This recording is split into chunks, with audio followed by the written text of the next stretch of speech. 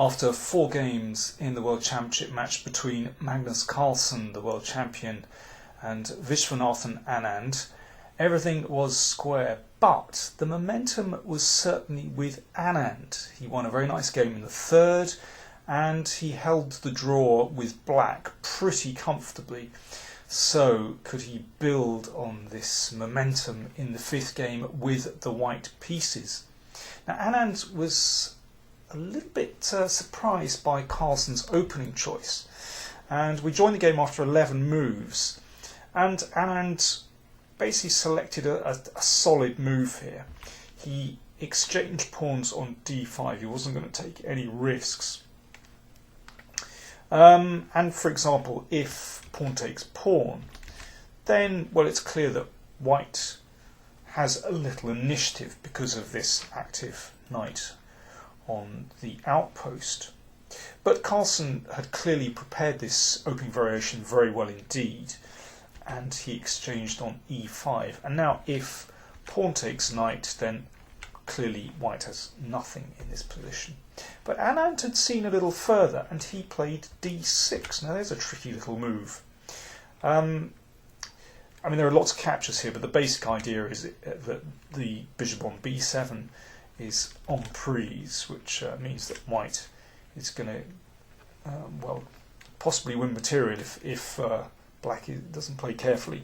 But for example, in this variation, I mean, this is a relatively forced variation, then you can see that because of the threat here, you have to take back, and white ends up with a bishop and knight against a rook. Well, the material, I suppose you could say, is level, but actually the bishop and knight is superior to the rook. So, nicely calculated, but Anand clearly had all this in his prep and played the knight back to c6 straight away. Anand has to take the bishop, and we've got a position with an isolated pawn on d4. Now if black has time to attack this quickly, then black is going to be doing extremely well. So Vichy played bishop g5 with a nice pin, and after h6, well, if this bishop exchanges, then black is absolutely fine. I mean, his pieces are well coordinated, ready to put a rook in the middle. But Anand had prepared this move, d5. Nice idea. And there's a bit of a trick going on. If the rook pins, that's what we'd like to do, and possibly win material here, then one possibility for white is to exchange and then sacrifice his queen. So white has a rook and a knight for the queen. This bishop protects this far advanced pawn, and, well, there's no way that white is worse in this position.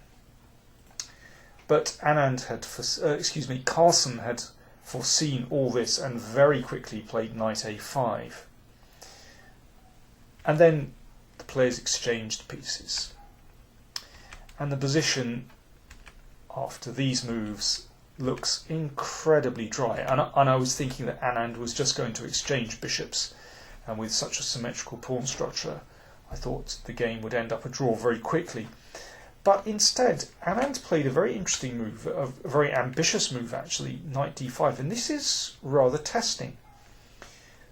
Well, the first thing to note is if queen takes pawn here, then black's queen gets in enormous trouble. Now there's a very long forcing variation here that winds up, well, with white again having bishop and knight against a rook. I mean, black's queen is in trouble here.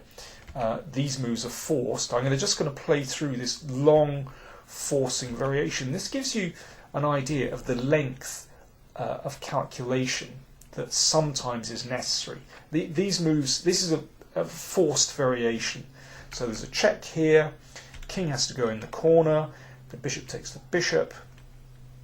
Now we've wound up in a position, there we go, bishop and knight against a rook. Now, because black has, pass pawn here, it's not that clear, but still there's only one player that can be better here, and that's white. And eventually white is going to turn his attention towards black's king, and that's a difficult position for black. Both players would have seen that variation, and Carlsen, after 12 or so minutes, took the knight off after after calculating that. But now, of course, white has something to play for. Rook d8, good move, pinning, so white has to move the queen out. Now white has something to play for because the bishop is very often superior to the knight. You can see that straight away, that that bishop sometimes dominates the knight. So, for example, in this endgame, the bishop is superior to the knight, and there are possibilities to enter on the 7th. Not an easy position for black to hold. So Carlsen took the pawn on b2. Now that's quite a brave decision. And Anand put a rook in the middle. Now,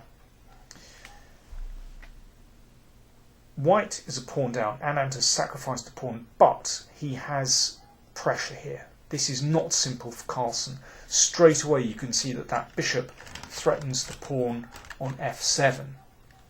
If it's taken by the rook, you see there are things hanging here. And I mean, the difference between this bishop in the middle of the board and this knight is absolutely obvious.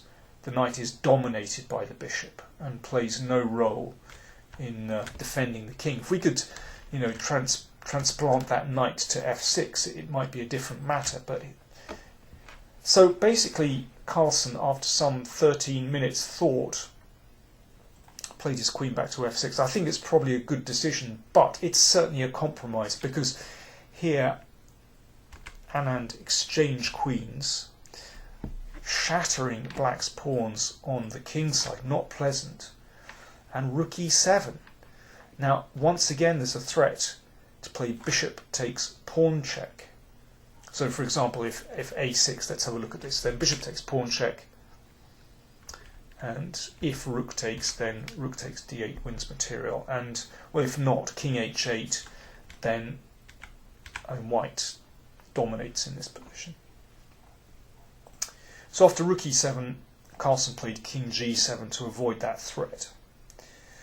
And Anand took on a7.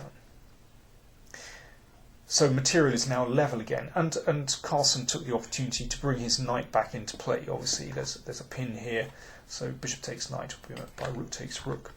And this is a very important moment in the game. Anand had a big decision to make here.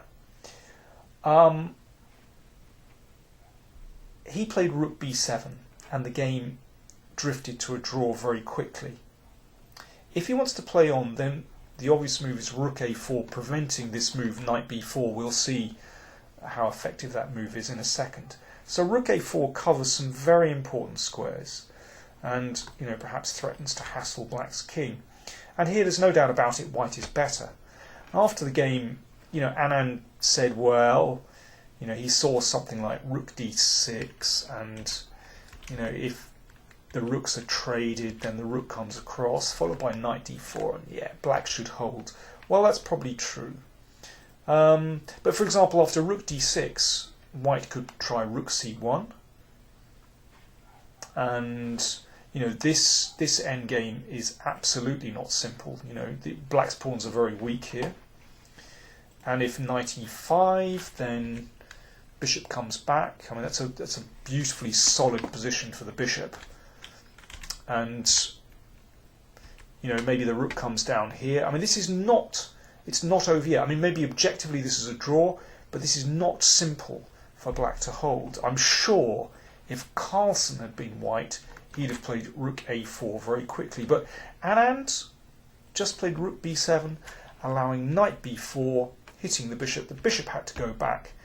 And after these exchanges, well, crucially, the last pawn is taken on the queen side. And then this, with all the pawns on one side of the board, is a very clear draw. And, well, they played a few more moves, but, well, it liquidated to a draw very quickly. So, yeah, I mean, it's a funny game, really. I'll just go to the very end. It's a funny game because I thought Anand played quite enterprisingly, and I thought he played very well indeed. But then, I'm not quite sure why he didn't press. Why he couldn't be bothered to squeeze everything out of the position. Even though Carlsen might have made a draw anyway, I'm surprised he didn't play on. Here they actually agreed to draw. Obviously, there is absolutely nothing going on at all in the position. Certainly after the game, Carlsen looked quite content to draw with the black pieces. And the next game he has white. In fact, in the two next games he has white. So it'll be very interesting to see what he makes of those. Do join me after tomorrow's game, Game 6.